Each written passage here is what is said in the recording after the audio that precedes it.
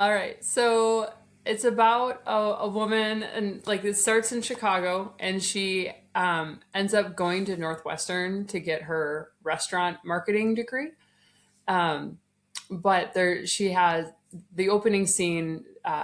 There's a break in to her apartment, and her grandma happens to have come from Minnesota to visit her and is being accompanied by her ex-boyfriend. So this is like the first scene. He comes into the apartment as it's being broken into, and so he chases away the intruder, and that's the meet cute for them. And they haven't seen each other for 6 years. They had a bad breakup. He cheated on her. It was just this messy thing.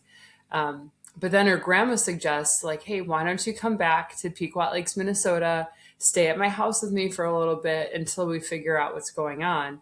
And then there are more break-ins and there are more stalking situations, and they don't necessarily even know why this guy is after her at first.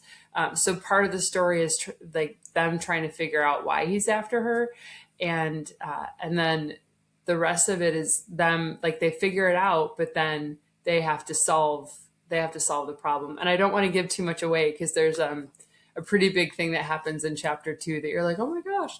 But so I really enjoyed writing it, and second chance love, closed door romance. Just what would it be like? And I try it with trauma and with grief because I've been in that space.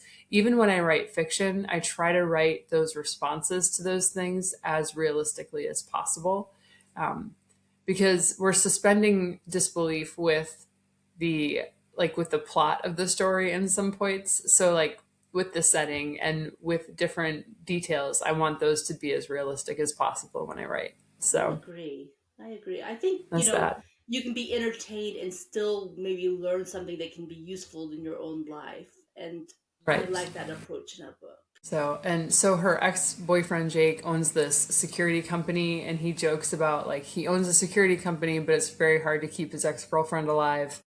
And it's kind of the juxtaposition of that. And yeah, so they just end up in situations where he ends up, trying to help her out. So I think it's cute and I like it, and there's banter and it's funny, and I'm excited to see what people think. I'm really looking forward to that. I'm So looking forward to hearing about when it comes out.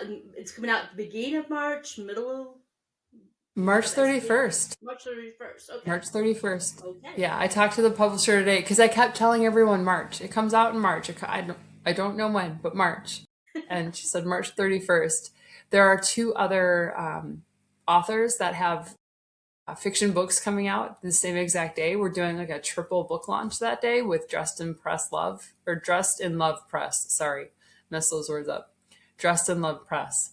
And so the three of us are launching our books all together, which will be kind of fun. Cool. Yes. Well, hopefully that'll just mean that you have a broader audience and more people looking at the books because of if one story doesn't appeal, one of the other two might, and it may draw people that you weren't expecting. So I think that's great. 100%.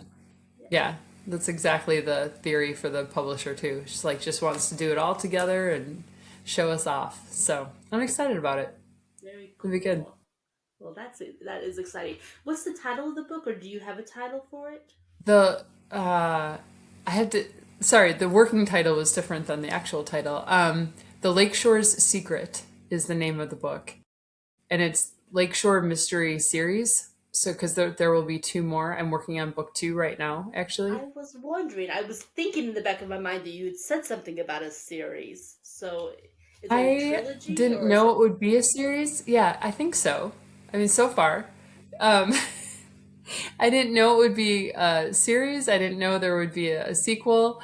Uh, but there were a couple characters that developed along the way, more so than others. And then I figured out how it all pulls together, and I'm really excited for the full circle. So, like, just a lot of cliffhangers and surprises and all sorts of stuff. So, Getcha. Yeah, some stories just kind of develop that way, where you unexpectedly have more that you could write and you didn't realize it. And other stories, right from the get go, you realize, oh, this is going to be very in depth, and I'm going to want to do at least two, if not three books. And it's interesting how your thoughts kind of frame how that you want that to look. Yeah. Yeah, very cool. Very cool.